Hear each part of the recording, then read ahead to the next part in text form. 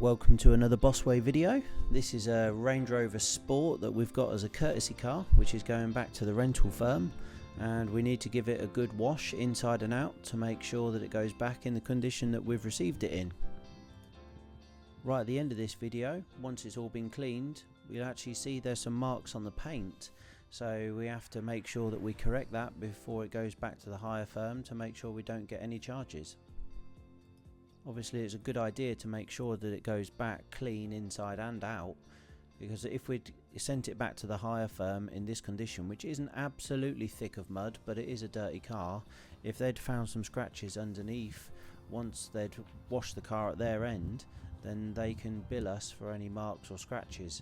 At least if we clean it now, we can make sure that any marks and scratches are dealt with before it goes back, to make sure we don't get any further charges. So I'm starting off with a good dose of acidic wheel cleaner here. You wouldn't want to use an acidic one on any wheels that have been previously refurbed or have got cracks in the lacquer or openings in the paint where it's been curbed, because it can start to peel the paint back. But as this is brand new, we can use a diluted acidic wheel cleaner on here just to get rid of some of that brake dust. But the wheels weren't that bad, but at least it can start doing its job while we set up the snow foam lance and getting ready for the rest of the body to be washed.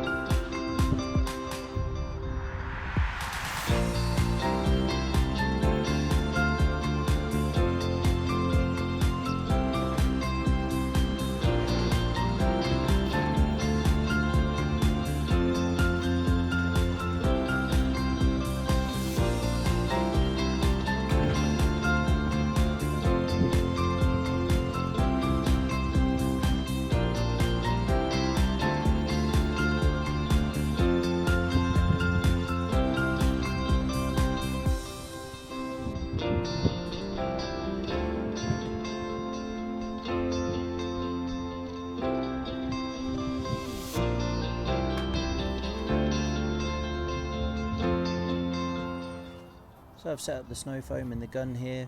It's about 30% of snow foam in there. That's going to give us a fairly thick foam, but it'll still be running enough to drag all the dirt off. So it's not too much of a dirty car, so it's going to drag off all that road dirt, but we're not thick of mud here, so we don't need anything more than that.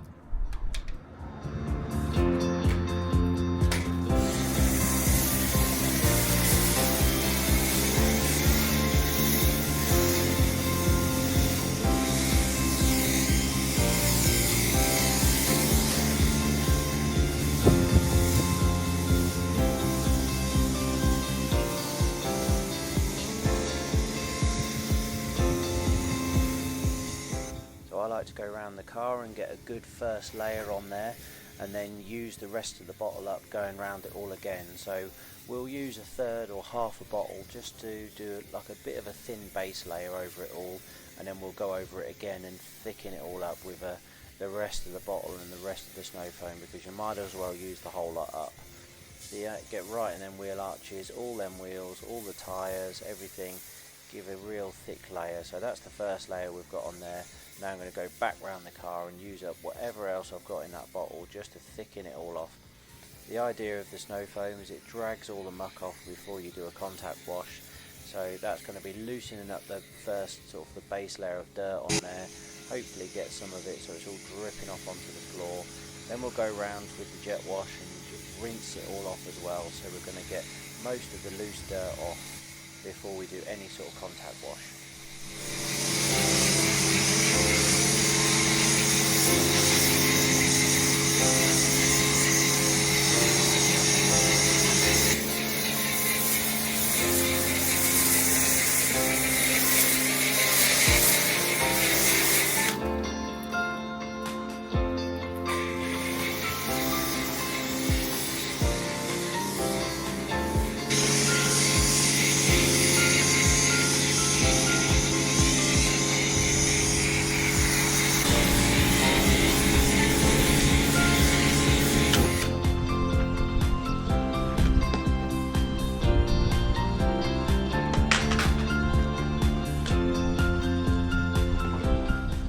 There we go, let all the snow foam dwell while we sort out the shampoo in the buckets, and we get rid of all the old water from the previous wash, give all that a rinse. But the snow foam now is doing its job. Look, it's all dragging all that muck off. You can see all near the rear wheel there. It's all dragging it onto the floor and away from the car. That's what you want to be doing before you go in for a contact wash. So while I'm cleaning out the bucket and sorting out the car shampoo, ready for our contact wash, just letting the snow foam there dwell. Then I'll go around and rinse the whole car off thoroughly with the jet wash as well, so we've got as much muck off the car as we can before we even go in with a mitt.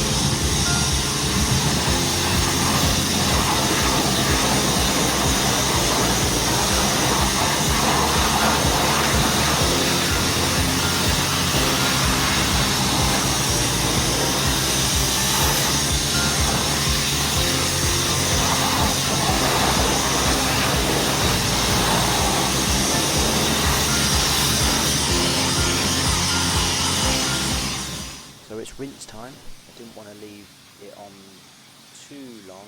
There's no fixed amount of time you should leave it on, but what you don't want to do is allow it to dry on the car.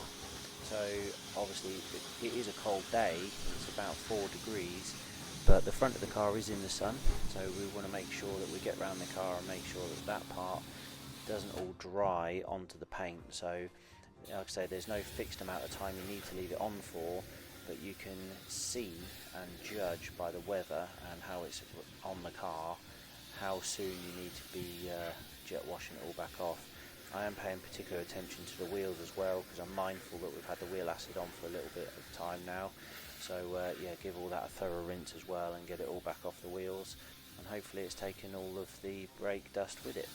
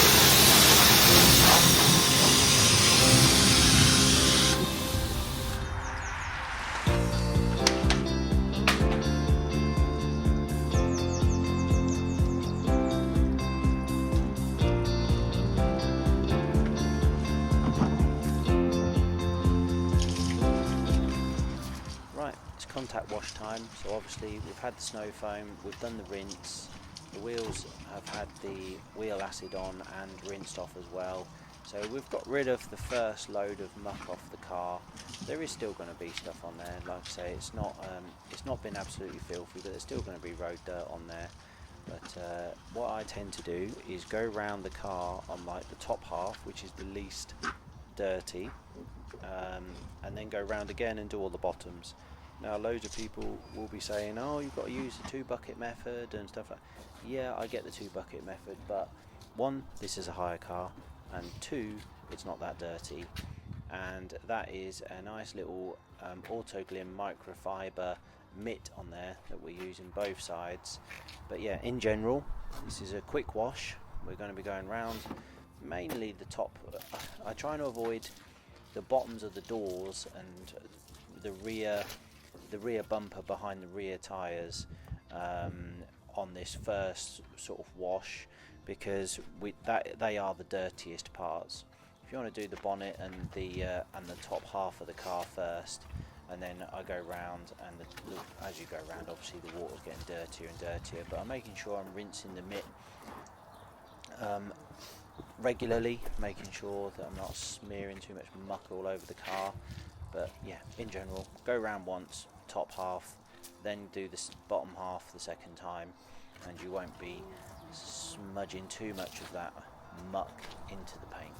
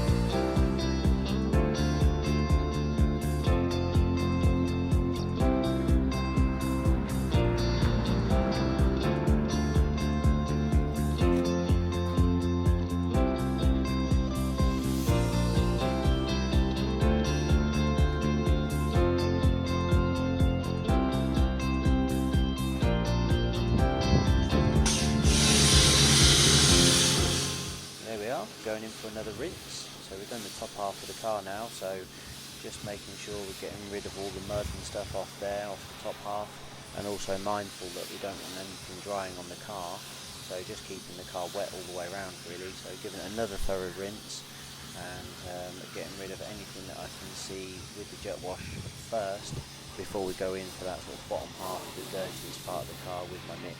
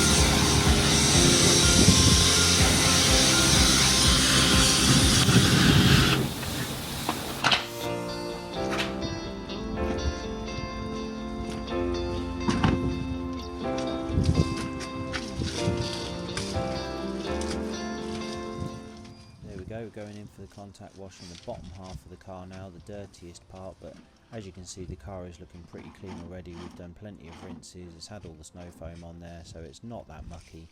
But yeah, contact wash, bottom half of the car, again keeping it rinsed, keeping the car wet, making sure nothing's drying on there the best you can.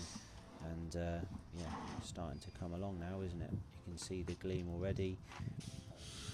We're going for another rinse just to make sure we're not keeping any dirty water on the car for any longer than we have to.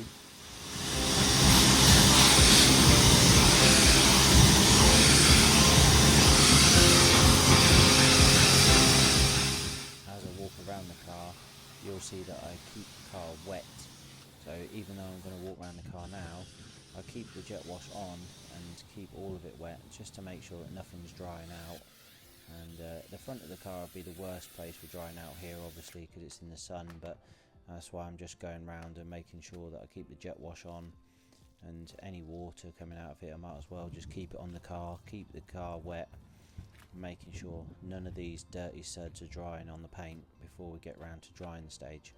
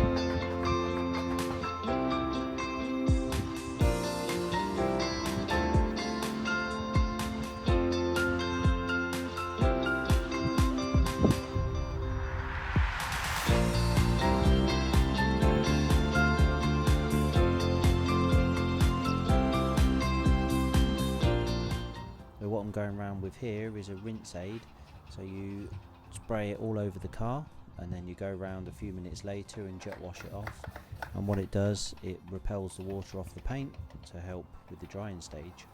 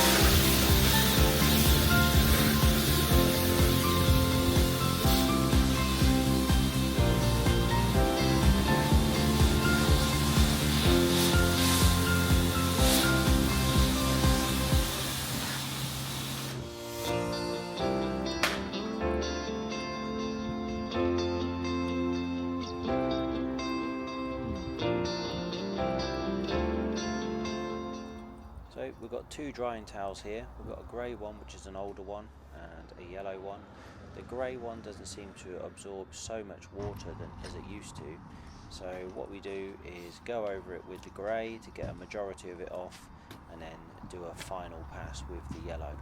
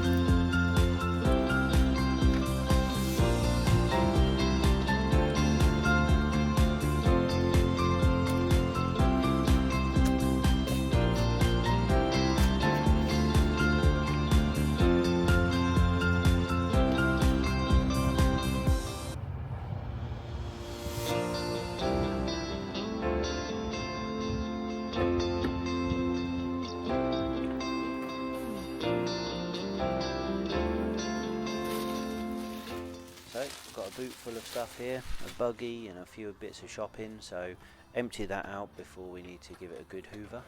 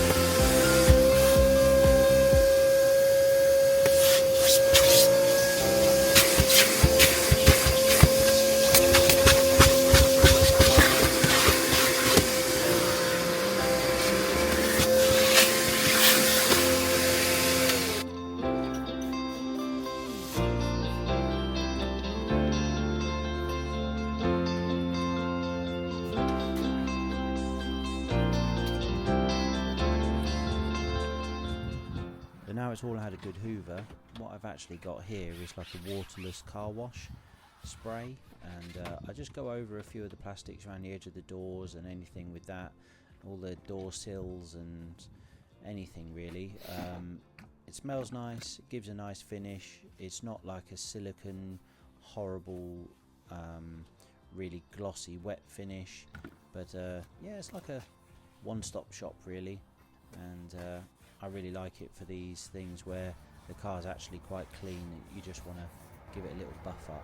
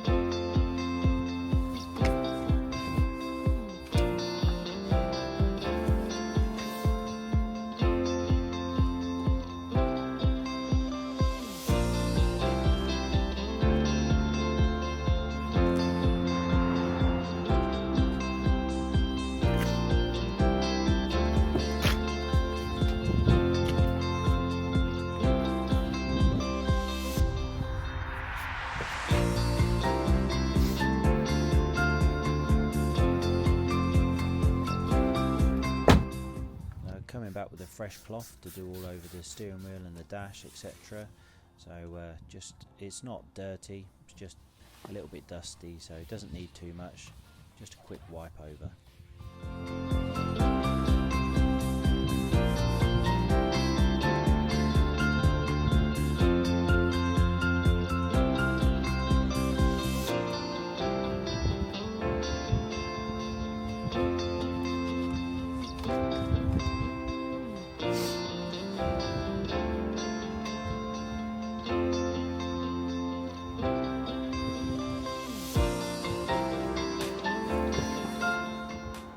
just going to hit the tyres with some tyre shine now. There's conflicting opinions on what tyre shine people like or what you should use. This stuff isn't super wet look. It just takes the tyre back to being a bit of a darker shade of black, really. It's fairly matte finish. It's probably what most people would like. I actually quite like the wet look, but that's not on this one. This is just a nice little cheapie, just to make them look a little bit darker.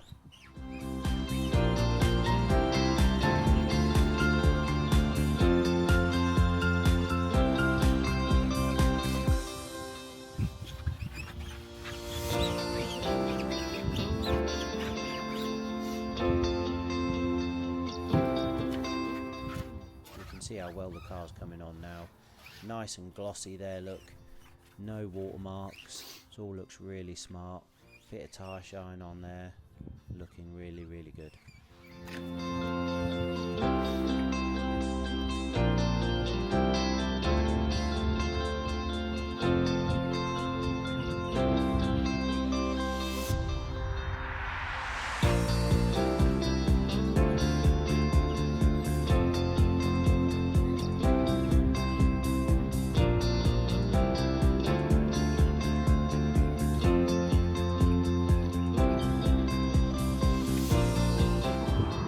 Told you at the beginning we saw some marks underneath the muck on the car, and there they are, the dark white one at the bottom and a little bit of one a bit further up, just under the light there. So I didn't want to get the machine polisher on it, but I've used the pad from it and a medium grade compound to get rid of these little scratches. Now they are scratches in the lacquer, and what you're basically doing is warming up and sanding away that little bit of lacquer to make it all smooth again, and that gets rid of the scratches. Now the lacquer is quite thick on all cars, thicker than the paint layer normally, so you're okay taking a little bit off, and that means that it gets rid of the scratch. That's basically what these things do. So I have to hit this a couple of times to get rid of it. If this is a medium cut compound, we do have coarser ones than this, which will get rid of it faster. And what I did off camera is go over this right at the end and go over it with a really fine one, so it brings the paint back to absolutely mirror finish. But this does show that you can get rid of small marks like that just with a little bit of elbow grease.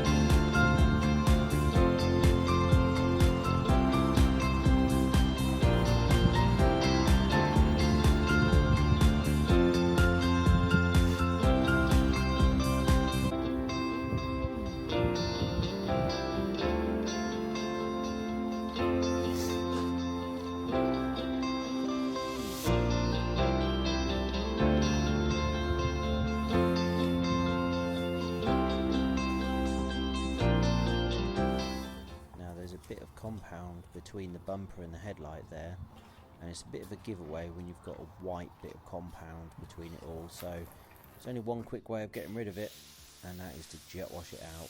It's a bit of a shame because you have to dry that little corner of the car again, but that's fine. Once I've dried it all off, hopefully the scratch will be gone, but it's hard to see when the car's wet, so we'll dry it off again. Let's see if we need to hit it again with a bit more compound. Let's hope not.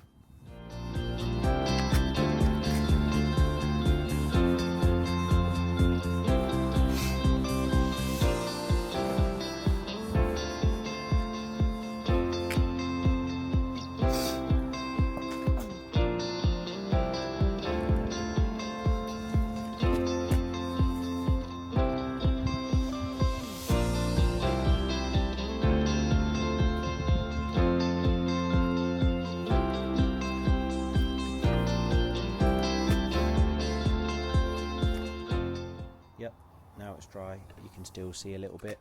So I'm going to go over it again, sort of little round circles, just try and get that last little bit of the scratch out.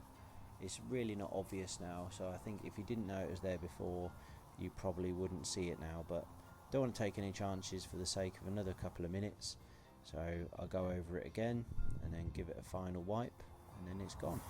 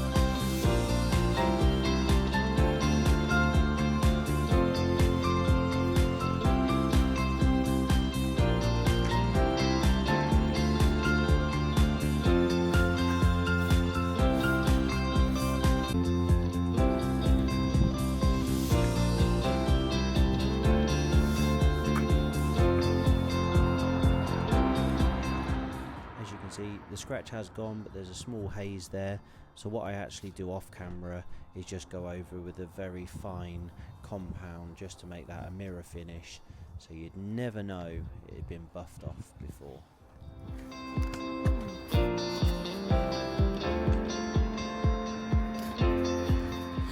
Yep, so scratch has gone, fine coarse compound, go over the top of that. You'd never know I've been there, and the car is looking perfect again. So thanks for watching, and we'll see you again soon.